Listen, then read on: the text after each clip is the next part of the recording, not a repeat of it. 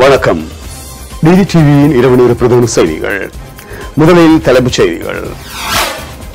சந்தர்ப்பங்கள் உருவாக்கப்பட்டு மக்கள் நலன்சார் திட்டங்கள் முன்னெடுக்கப்பட வேண்டும். பூநகரியில் செயலாளர் நாயகம் டாக்டர் தேவானந்தா அறைகூவல். கீழ்த்தரமான அரசியலை தமிழ் தேசிய கூட்டமைப்பு கைவிட வேண்டும். விடுவிக்கப்பட்ட அரசியல் கைதி வீரசிங்கம் சுலக்சன் சுட்டிக்காட்டு. யாழ் பல்கலைக்கழகத்தின் 34வது பொது பட்டமளிப்பு இன்று 4 அமர்வுகளில் 615 பட்டதாரிகள் பட்டம் பெற்றனர். இனி விரிவான செய்திகள். முதலில் உள்நாட்டு செய்திகள். சந்தர்ப்பங்கள் கிடைக்கப்பெறும் வரையில் காத்திருக்காமல் சந்தர்ப்பங்களை உருவாக்கி அதனூடாக மக்கள் நலன் சார்ந்த செயற்திட்டங்களை முன்னெடுத்து நாம் கடந்த காலங்களில் பல செயற்திட்டங்களை செயற்படுத்தி சாதித்திருக்கின்றோம் என ஈழமக்கள் ஜனநாயக கட்சியின் செயலாளர் நாயகமும் நாடாளுமன்ற உறுப்பினருமாகிய டாக்டர் தேவானந்தா தெரிவித்துள்ளார்.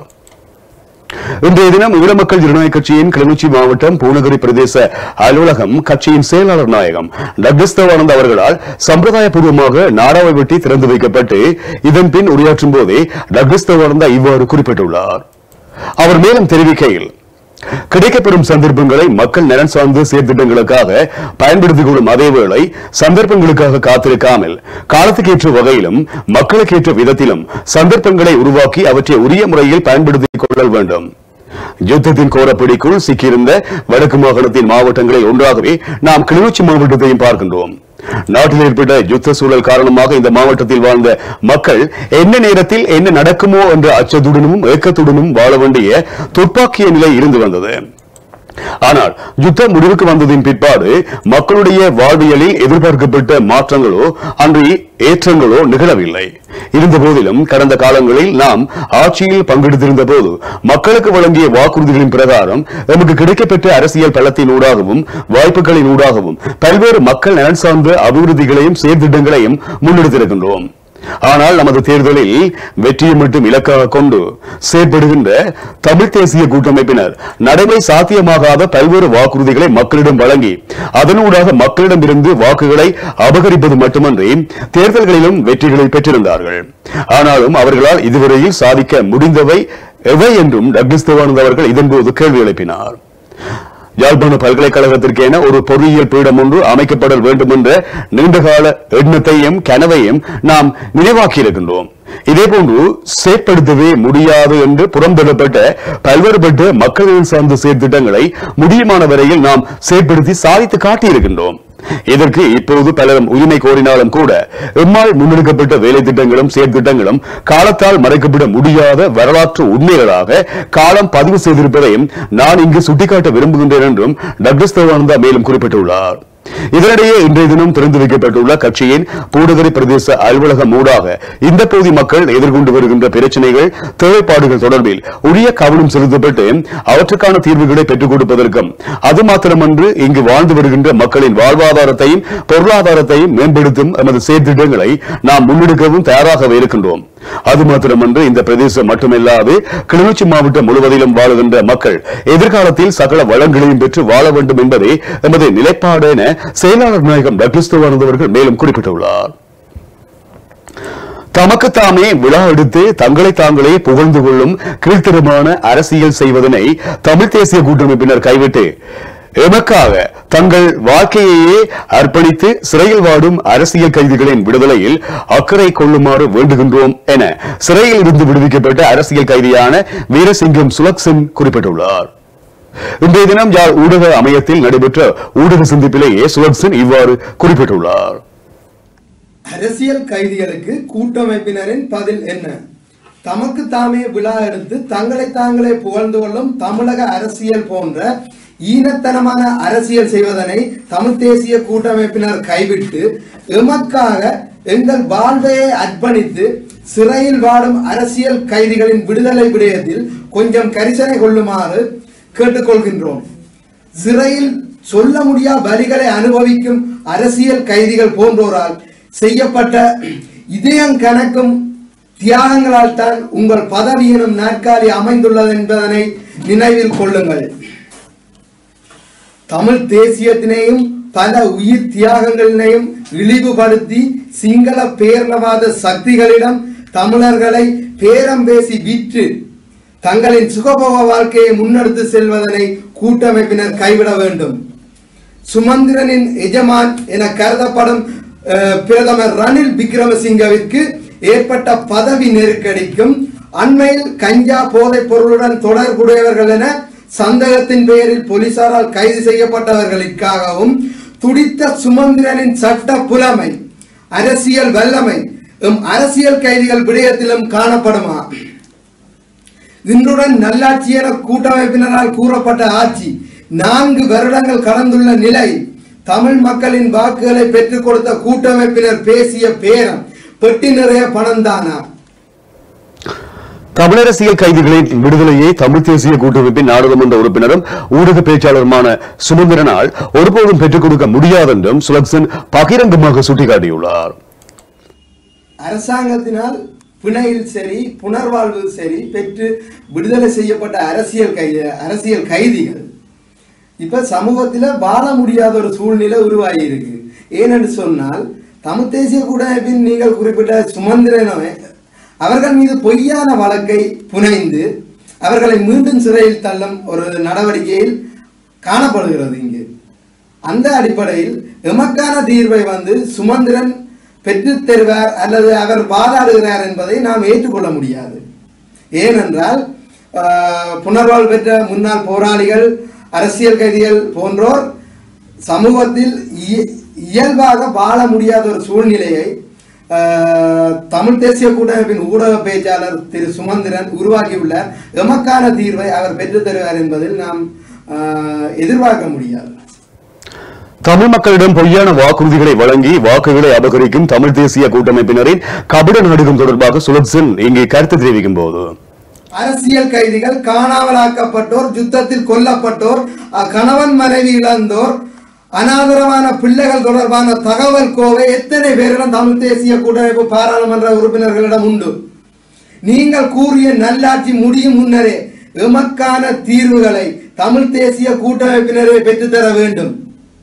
அதில் முக்கியமானவை தமிழ் அரசியல் கைதிகள் விடுதலை, காணாமல் ஆக்கப்பட்டோருக்கான பதில், வடக்கு கிழக்கு இணைப்பு, மாகாணங்களுக்கான காணி போலீஸ் அதிகாரம்.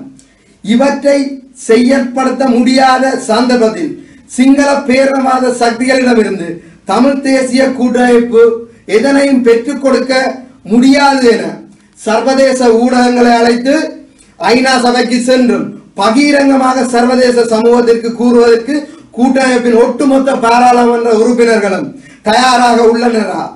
அல்லது இன்னும் ஒரு நல்லாட்சி வரும், மீண்டும் தீர்வை பெற்றுக் கொள்வோம் என்று பொய்யுரைத்து தமிழ் மக்களின் வாக்குகளை நீங்கள் அபகரிக்க போகின்றீர்களா?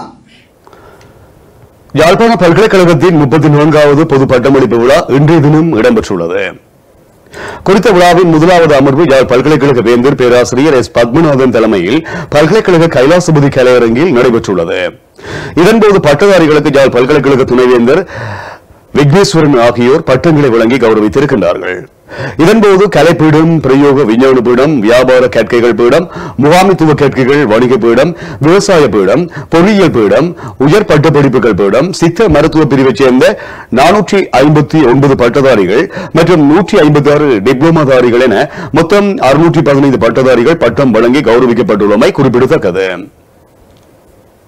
யாழ்ப்பாணம் கல்லுண்டாய் பகுதிகளில் நடமாடும் கட்டாக்காலி நாய்களினால் ஏற்படும் பாதிப்புகள் குறித்து ஆராய்ந்து அறிக்கை சமர்ப்பிக்குமாறு மல்லாகம் நீதிவான் பொது சுகாதார பரிசோதகருக்கு பணித்துள்ளார். யாழ் கல்லுண்டாய் பகுதியில் யாழ் மாநகர சபை, நல்லூர் பிரதேச சபை ஆகியன திண்ம கழிவுகளை கொட்டி வருகின்றன. அதனால் அதனை சூழ உள்ள பகுதிகளில் வசிக்கும் மக்கள் பல அசௌகரியங்களுக்கு முகம் கொடுத்து வருகின்றனர். அத்துடன் அந்த பகுதியில் உள்ள வயல் நிலங்களும் பாதிக்கப்பட்டு வருகின்றன. அது தொடர்பில் அந்த பகுதியில் வசிக்கும் 3 இணைந்து மல்லாகம் நீதிமன்றில் வழக்கு தொடர்ந்துள்ளனர். குறித்த வழக்கு விசாரணைகள் நீதிமன்றில் நடைபெற்று வருகின்றன. இந்த நிலையில் கடந்த நல்லூர் ஆலய மகோற்சவ காலத்தில் ஆலய சூழலில் பக்தர்களுக்கு இடையூறாக தெரிந்த கட்டாக்காளி நாய்களை யாழ் மாநகர சபையினர் பிடித்து கல்லுண்டாய் பகுதியில் விட்டுள்ளனர். அவ்வாறு அந்த பகுதியில் விடப்பட்ட நாய்கள் தற்போது அந்த பகுதி மக்களுக்கு தொந்தரவு கொடுத்து வருவதுடன் வீதியால் செல்வோருக்கும் இடையூறு ஏற்படுத்தி வருகிறது. அத்துடன் குறித்த நாய்களால் விபத்துகளும் ஏற்பட்டு வருகின்றன. அது தொடர்பிலும் மல்லாகம் நீதிவானின் கவனத்துக்கு வழக்கு தொடுநர் தரப்பில் கொண்டு செல்லப்பட்டது. அந்த நிலையில் நேற்றைய தினம் நீதிவான் கல்லுண்டாய் பகுதிக்கு நேரில் சென்று பார்வையிட்டு நிலைமைகளை ஆராய்ந்தார்.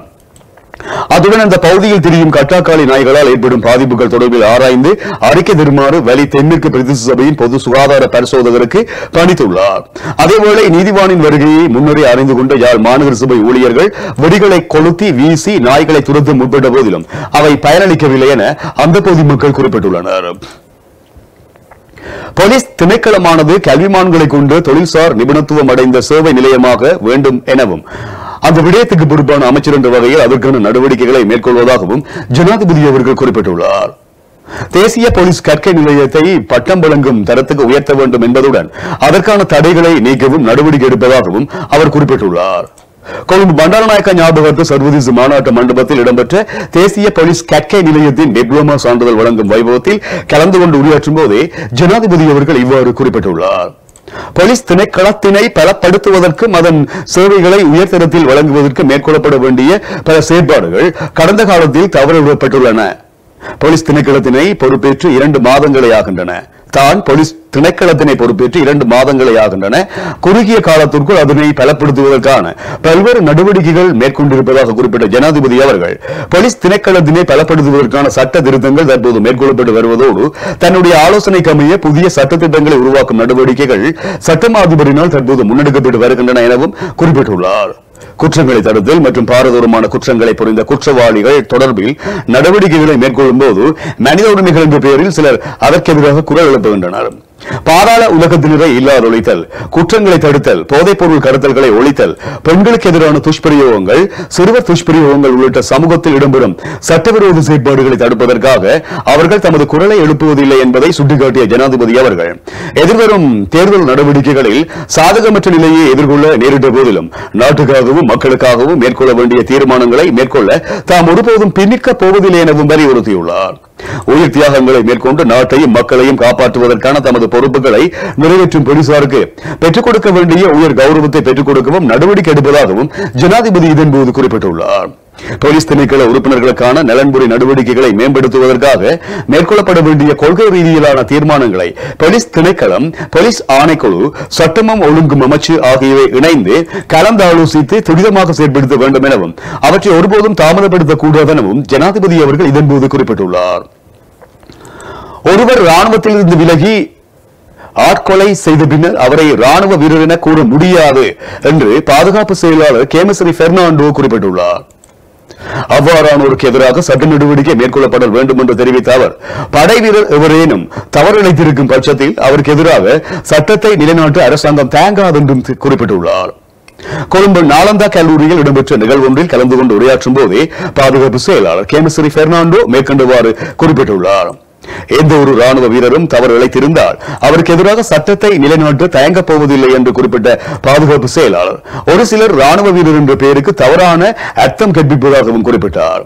இலங்கையில் நிகழ்ந்த மிகவும் மோசமான படுகொலையுடன் தொடர்புடைய 11 பேருக்கு எதிராக விரைவில் வழக்கு தொடுக்கப்பட இருக்கிறது. அப்போது புலம்பெயர் தமிழர்கள் அரசாங்கம் படை வீரர்களுக்கு எதிராக நடவடிக்கை எடுக்கவில்லை என்றும் கூற முடியாது என்றும் பாதுகாப்பு செயலாளர் வலியுறுத்தினார். சுமார் 4700 ஆயுதங்கள் எந்தவித அடிப்படையுமின்றி பதிவு செய்யப்பட்டுள்ளன. இவற்றுக்கான அனைத்து அனுமதி பத்திரங்களும் தற்காலிகமாக ரத்து செய்யப்பட உள்ளன. ஆயுத உரிமையாளர்கள் பாதுகாப்பு அமைச்சுக்கு விஜயம் செய்து அனுமதி பத்திரத்தை பெற்றுக்கொள்ள வேண்டும் என்றும் பாதுகாப்பு செயலாளர் கேமஸ்ரீ பெர்னாண்டோ மேலும் குறிப்பிட்டுள்ளார். மன்னார் மனித புதைக்குழியில் இருந்து எடுக்கப்பட்ட மனித எலும்புக்கூடுகளின் மாதிரிகள் அமெரிக்காவுக்கு அனுப்பி வைக்க நாளை புதன்கிழமை காலை கொழும்புக்கு கொண்டு செல்லப்பட இருப்பதாக அகழ்வு பணிக்கு பொறுப்பான சட்ட வைத்திய அதிகாரி சமிந்த ராஜபக்ச குறிப்பிட்டுள்ளார். குறித்த மனித புதைக்குழியின் அகழ்வு பணிகள் இன்றைய தினம் செவ்வாய்க்கிழமை காலை இடம்பெற்றது.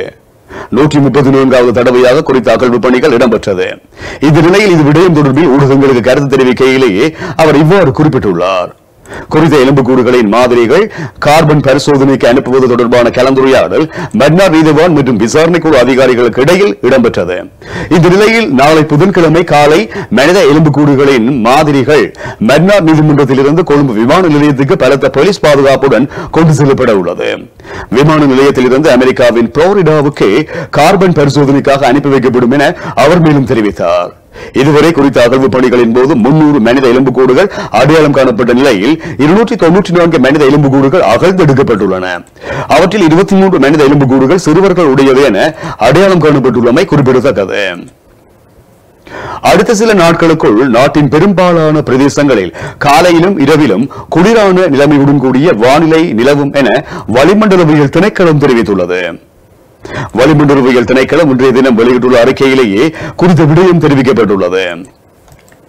கிழக்கு கடற்பரப்புகளில் பெய்யக்கூடிய சிறிய அளவிலான மழைவீழ்ச்சியை தவிர நாடு முழுவதும் பிரதானமாக சீரான வானிலை நிலவும் என எதிர்பார்க்கப்படுகிறது. ஹம்பாந்தோட்டையிலிருந்து பொத்துவேல் ஊடாக மட்டக்களப்புக்கு வரையிலான கரையோரத்துக்கு அப்பாற்பட்ட ஆழம் கூடிய கடற்பரப்புகளில் சில இடங்களில் மழையோ அல்லது இடியுடன் கூடிய மழையோ பெய்யக்கூடிய சாத்தியம் காணப்படுகிறது.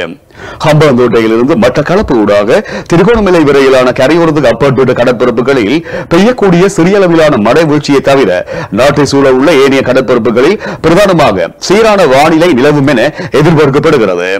நாட்டை சூழ உள்ள கடற்பரப்புகளில் காற்றானது வடக்கு கிழக்கு திசையில் இருந்து வீசக்கூடுவதுடன் காற்றின் வேகமானது மணித்தியாலத்துக்கு 25 தொடக்கம் 35 கிலோமீட்டர் வரை காணப்படும். மன்னாரில் இருந்து புத்தள மற்றும் கொழும்பு ஊடாக பலப்பீட்டி வரையிலான கரையோரத்துக்கு அப்பாற்பட்ட கடற்பரப்புகளிலும் ஹம்பாந்தோட்டையில் இருந்து பொத்துவில் வரையிலான கரையோரத்துக்கு அப்பாற்பட்ட கடற்பரப்புகளிலும் காற்றானது அவ்வப்போது மணித்தியாலத்துக்கு 40 தொடக்கம் 45 கிலோமீட்டர் வரை அதிகரித்து வீசக்கூடுவதுடன் அவ்வேளைகளில் கடல் ஓரளவு கொந்தளிப்பாகவும் காணப்படும் எனவும் தெரிவிக்கப்பட்டிருக்கிறது. சிறிய வர்த்தக விளம்பர இடைவெளியை தொடர்ந்து டிடியின் வெளிநாட்டு செய்திகள், விளையாட்டு செய்திகள் என்பவற்றை வாசித்தளிப்பவர் ரேகா ரவிச்சந்திரன்.